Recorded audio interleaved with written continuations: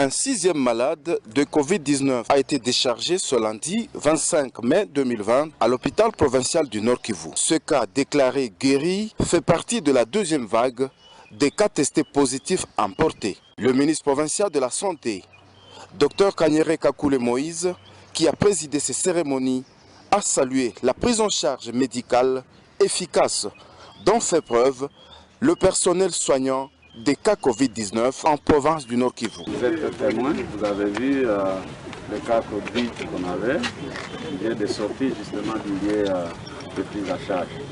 Nous saisissons cette opportunité pour lancer justement ce message fort à l'endroit de tous ceux-là qui peuvent être des contacts ou ceux-là qui sont des contacts à haut risque, de pouvoir les rassurer que nous avons justement une prise à charge qui est correctement assurée. Depuis que nous avons commencé à notifier les cas, je crois que nous avons les 100% de guérison à ce stade. Comme vous avez vécu cet événement, nous sommes pratiquement à notre 9e cas qui sort de notre centre de prise à charge. Samedi, ici au balcon de la mairie de Butembo, le Conseil urbain de sécurité a présenté à la presse une trentaine de bandits armés. Ces jeunes gens, parmi lesquels des policiers et des militaires, sont accusés d'être impliqués dans des cas d'incursion nocturne dans des ménages de la ville.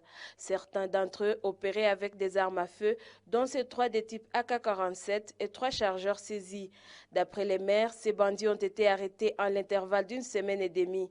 L'autorité urbaine félicite les services de sécurité et la population pour le travail fourni. Nous avons une trentaine de bandits qui, parmi eux, il y en a ceux-là qui ont été arrêtés dans les incursions, dans des vols, dans des viols. Même ceux qui sont arrivés à voler au niveau des camps sont ici.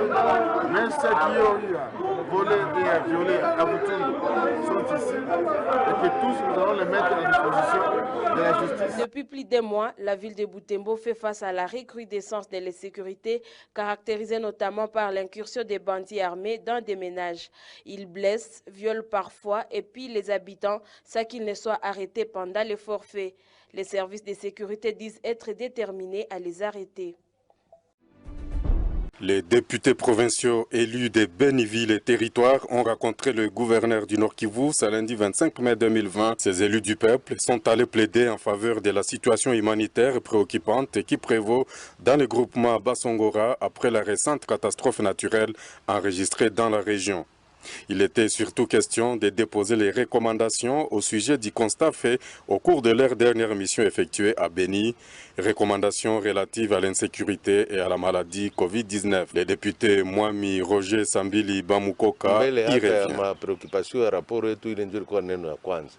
Shida ya Kasindi, mgrupama Basongora, mauaji ambayo yanapita Loselose, mauaji zenyewe zikangana endelea ngambo ya Eringeti na kando kando ya site ya Wicha na mule ndani ya vile ya Beni, ile mauaji na banditisme urbain, vile ndio ilikuwa preoccupation zetu za kwanza, na kisha ndio tuliweza kumbonyesha situation ya raporo ya kwetu.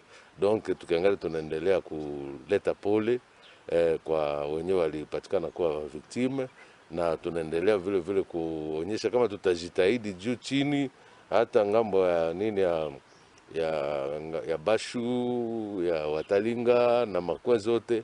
Antuka mfano ambayo wadepite unaona hapa wanaanza tumika, wanapenda watumike en synergie kwa jua ni wa homme d'etat. Hawezi kila saa kukua tu plonge juu ya kuzungumuza kwa maredio. Hapana, wao wanapenda kama kuna shida wanaenda kukutana ule mkubwa na wanatafuta suluhisho, na kama suluhisho haipatikani wataendelea zaidi na zaidi mpaka siku wenyewe watafika mwisho ya kuleta amani kwao. Eske kikao inawafurahisha na nini guvernera amewaambia? Ni furaha kubwa ambayo tuko nayo, kwani wakati tunamkuta na tunaisha mpatia deja ma recommendation tunangojea, kwani vyote tulimuzungumzia aweze kupata suluhisho yenyewe anaweza kuleta ili kukue mabadiliko fulani. Na ile ndio ilitufurahisha zaidi sana yeye kutupokea leo. Notons que d'autres recommandations ont été adressées au gouvernement central et à la MONUSCO ainsi qu'à d'autres instances, a laissé entendre le président du caucus des députés provinciaux de Béni. Ce lundi 25 mai, du procès de Vital Kamerhe et consorts, comme à la première audience, le tribunal des grandes instances de Kinshasa-Gombe a siégé en chambre foraine à la prison centrale de Makala. Les juges ont poursuivi l'instruction du fond de l'affaire. Il a notamment été question de statuer sur l'infraction de détournement de fonds dans le cadre du projet de construction des maisons préfabriquées. Ainsi, le prévenu Sami Jamal a été interrogé sur les contours du choix de son entreprise pour l'érection de ces maisons, sur les montants débloqués ainsi que sur la procédure des transactions. L'homme d'affaires libanais s'est défendu devant le tribunal. Il a présenté plusieurs documents pour justifier les transactions qu'il a effectuées. Jamal Sami a clamé son innocence et contesté la régularité de sa détention. Après lui, c'est Vital Kamerhe qui a été invité à la barre. Il a été questionné sur son rôle dans la passation des marchés de maisons préfabriquées ainsi que dans la supervision des travaux de 100 jours. Le directeur des cabinets du chef de l'État, Vital Kamerhe, a déclaré n'avoir pas signé les premiers contrats avec la société de Jamal Sami. Kamerhe a renvoyé la responsabilité de ses choix à Justin Bitakwira, à l'époque ministre du Développement rural, qui avait signé les contrats. Son nom est revenu plusieurs fois au cours de cette audience. Le tribunal a ainsi jugé l'audition des témoins opportun. Il a ainsi fait droit à la requête de la partie civile et a cité les témoins concernés, notamment Justin Bitakwira, Nicolas Kazadi, ambassadeur itinérant du président de la République, Deogracias Mutombo, gouverneur de la Banque centrale du Congo, et les proches des Kamerhe à comparaître pour audition. Et si le procès a été renvoyé, au 3 juin prochain. La Journée mondiale de l'Afrique a été célébrée ce 25 mai. Cette date dédiée au continent arrive cette année 2020 dans un contexte dominé par la pandémie de la Covid-19. Jusqu'ici, la plupart des pays africains n'enregistrent pas beaucoup de cas de coronavirus, contrairement à certaines prévisions annonçant le pire. Pendant ce temps, le Madagascar a mis au point un médicament, la Covid organique. Des laboratoires de la République démocratique du Congo et d'ailleurs en Afrique mettent en place des protocoles d'études sur la maladie à coronavirus. Des initiatives des Africains saluées par l'élite locale. Qu'est-ce que nous produisons nous-mêmes? Nous sommes les premiers à le négliger. Vous avez un nom d'emprunt comme s'il n'y avait pas de nom ici. Ce qui fait que le débat interne à l'Afrique, même autour de tout ce que nous découvrons, empêche que l'on prenne en considération nos propositions. Je ne sais pas si tous les États africains sont d'accord avec les médicaments qui ont été découverts en Madagascar.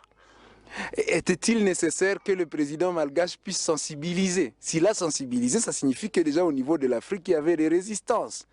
C'est comme la question des membres permanents au niveau du Conseil de sécurité qui viennent de l'Afrique. Tout cela se passe de telle manière que chaque pays africain veut être le pays qui va aller représenter toute l'Afrique au niveau du Conseil de sécurité des Nations Unies, et puis à la fin, ça ne marche pas. Quelle est la raison pour laquelle parfois nous avons l'impression que les Blancs savent tout? Nous avons l'impression que les Blancs savent tout parce qu'eux savent valoriser les personnes valeureuses de leur société. Alors, vous voyez qu'on n'est pas du tout bloqué, c'est nous parfois qui nous bloquons. Et en cette journée de l'Afrique, je crois que c'est important de revenir sur l'esprit qu'avaient les panafricanistes, de telle manière que nous nous bloquions de moins en moins et qu'on se lamente de moins en moins contre les autres. Le jour où nous serons unis, il sera difficile que ce que nous avons comme initiative sur le continent africain ne soit pas pris en compte. Le jour où nous allons commencer à ne pas nous négliger nous-mêmes au bénéfice des autres, c'est ce jour-là que tout ce que nous ferons sera pris en considération et les propositions que nous ferons seront prises en considération. Lorsque vous vous négligez vous-même, n'attendez pas que les autres vous respectent. Les initiatives africaines dans le cadre de la lutte contre la pandémie des coronavirus sont gérées personnellement par chaque État. Bien au-delà, dans le cadre de l'unité africaine, la République démocratique du Congo a déployé certains de ses experts dans d'autres pays africains pour aider à lutter contre la pandémie.